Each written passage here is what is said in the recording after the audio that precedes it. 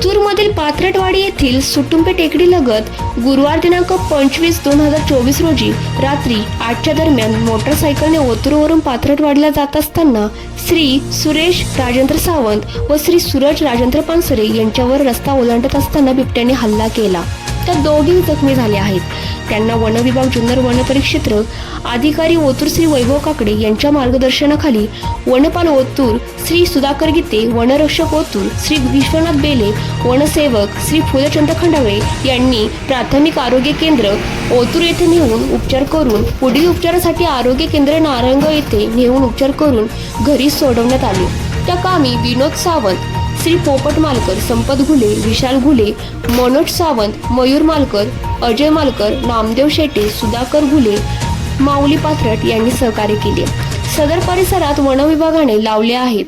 ग्रामस्थ यांना वन विभाग जुन्नर वन परिक्षेत्र अधिकारी ओतूर यांच्याकडून आवाहन करण्यात येते की आपण बिबट प्रवण क्षेत्रात राहत असून सध्या पावसाळा सुरू झाल्याने बिबट रस्त्याच्या कडेला कोरड्या जागी दबा धरून बसण्याची शक्यता असते। यामुळे आपण सुरक्षितता बाळगणे आवश्यक आहे। रात्री अपरात्री एकटे फिरूनही आपल्या घरोभोवती दिवे लावावे। आपले पशुधन गोठे बंदिस्त ठेवण्यात यावे। लहान मुलांनी शाळेत जाताना समूहाने जावे। पालकांनी आपल्या मुलांची काळजी घ्यावी। आपल्या परिसरातील रस्ते झुडपे मुक्त असावे असे आवाहन वन विभाग जुन्नर कडून करण्यात आले।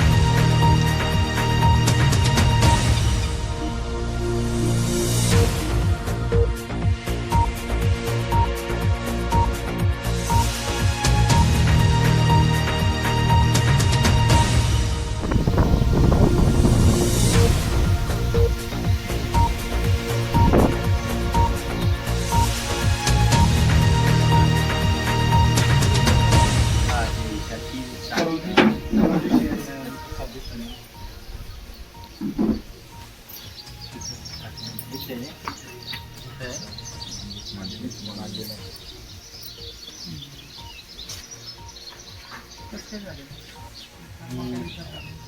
वर्कआउट करायला गेलो ना जिमला इथे गावात सहाला गेलो. सहाला गेलो तसंच 8ला निघालो. 8 ते 10 वाजता साजर होतो. 8 वाजता आहे ना तिथं मला असं बसलेलं होतं वाटतं आधी, आणि तसं उडी मारली का पुढे हात असं होतं त्या हातामुळे, हात इथं उडी मारला हातामुळे इथं झालं. गाडी चालू हा गाडी चालू होतं ना, म्हणजे गाडी एकदम आला हा एकदम बसलेलं होतं ना ऑलरेडी. तुम्ही दिसला का बस? नाही पण म्हणजे असं अंदाज होता की ते बसलेलं उडीत तशी होती. नाही फास्ट पॅशन लाईट पण आहे तिथं, त्यामुळे कोण दिसलं मला पडलो. तो चालला होता नाही वाघ बसलेला होता म्हणजे डबा धरून नाही का?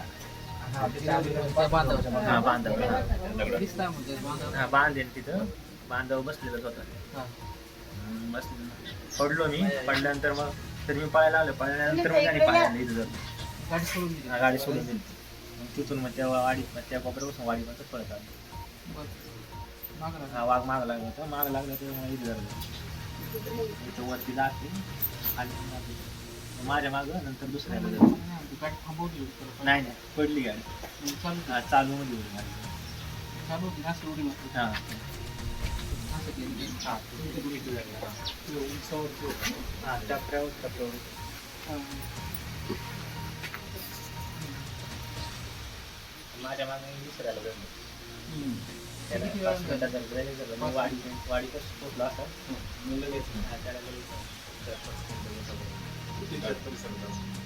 गाडी वगैरे बंद करण्यासाठी थांबा होता.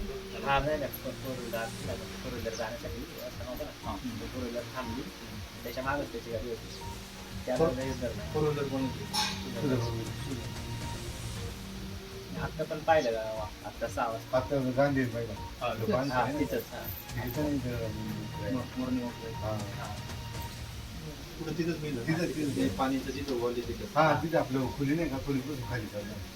त्यांनी ती त्यांनी पण पाहिलं ना 2 दिवस. अशा पद्धतीने भेटलं. एकच काय आयडिया मला म्हणते तोच होता म्हणजे तोच.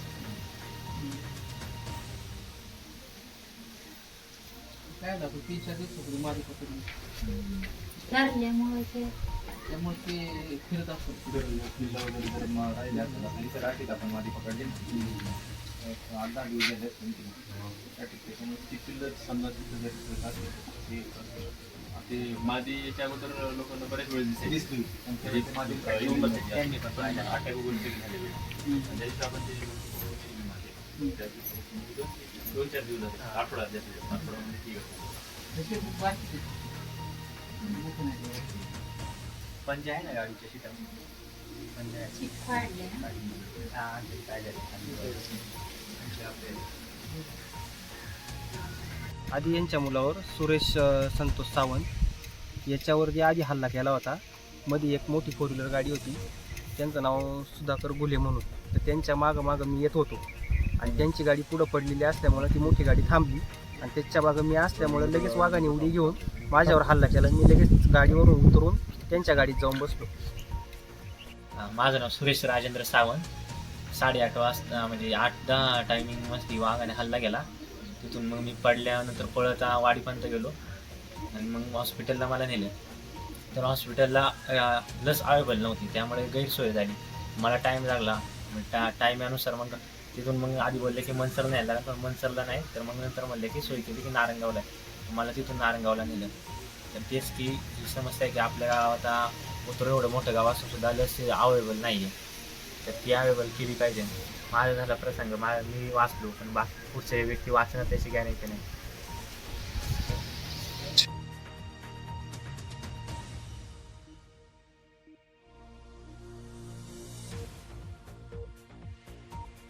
आधी यांच्या मुलावर सुरेश संतोष सावंत याच्यावरती आधी हल्ला केला होता.